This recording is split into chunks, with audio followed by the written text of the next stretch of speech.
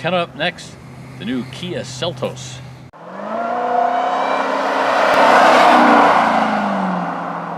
Hey, Mark Savage here with Savage on Wheels. We've got Kia Seltos SX. That's the top of the line of the small Kia SUV / crossover. And this is a dandy little vehicle and a reasonable price, which we'll tell you about in a little bit. But they've restyled it a little bit, given it the bigger headlights, which everybody seems to like to do, to wrap them around.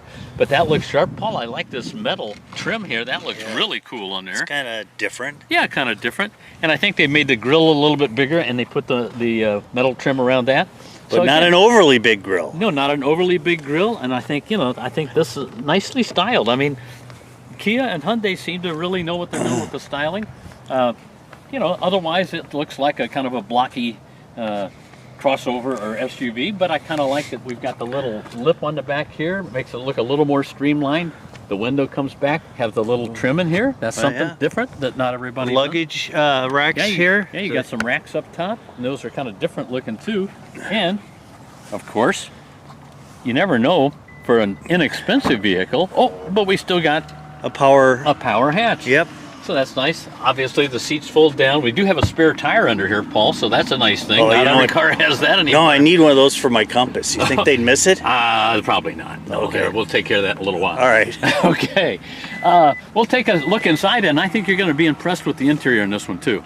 All right, so we're inside the Seltos now. And again, two-tone, which we like, Paul. Yep. Both of us really enjoy that. Gives the luxury. The tan and black. Yep. That looks, even though it's not leather. Looks pretty sharp. No, but this feels like leather. It's very soft down here. I don't know. I'll have to double check and see if it's real leather or not. Probably not at this price range. First things first. Cell phone. You think, where's? Got a little shelf up here. Look at that. I just slide that into this shelf. This light will come on to tell you, oh, now it's charging. That's nice. Or it was. It did a minute ago. Anyway, so there it goes. It took a second to think about it. And one of the coolest things and things that they've changed for this year, Paul, is this digital screen that is two screens in one. But they've, this is, again, not obnoxious. Kia and Hyundai seem to be really good at this. Kia, I love how they put this together. It's a wide screen that's easy to see that map. If I want to go to the radio stations and so forth here, it's big enough that you can actually see it, touch it. It's a touch screen, which is not everybody still, some of them are still playing around with stuff down here. But yeah, it looks sharp. I like it. And this is so easy to read. That's such a simple dash. It doesn't need to have 1,000 different things. Now, of course, you can do a few things, like I can push this up. Tells me I've already gone 90 miles. Getting 26.5 miles per gallon, that's not bad. So you can just kind of flip through that or get back to the speedometer. We do have a couple drive modes down here. We can turn that. We can go normal or sport or smart. Smart. And smart is the one that supposedly learns how you drive and adjusts it that way. We'll put it on sport so we have a little fun when we get out here. And all the usual controls, all the usual safety devices are in here. Flat bottom wheel, baby. That's nice. And for an inexpensive car, look at this. We got heated. Here, we'll turn yours on because I know you like that too. Yep. Heated and cooled seats. The cooled seats is part of a package that also adds the power hatch in the back. But that's really about the only we got some mild off-road stuff here. Yeah, we got Here's a button. The four-wheel drive lock. We can lock it. Yeah, there it goes. Yep. It locks and it up. then hill descent. Hill descent. Yeah, we can do that. Yep. Should we go down your backyard? Yeah, let's just go and tear up the backyard. Let's go tear up the backyard. Yeah, why not? All right, why not? Anyway, and obviously plugs if you need to plug things in down here, cup holders, all that good stuff, big storage box, all that.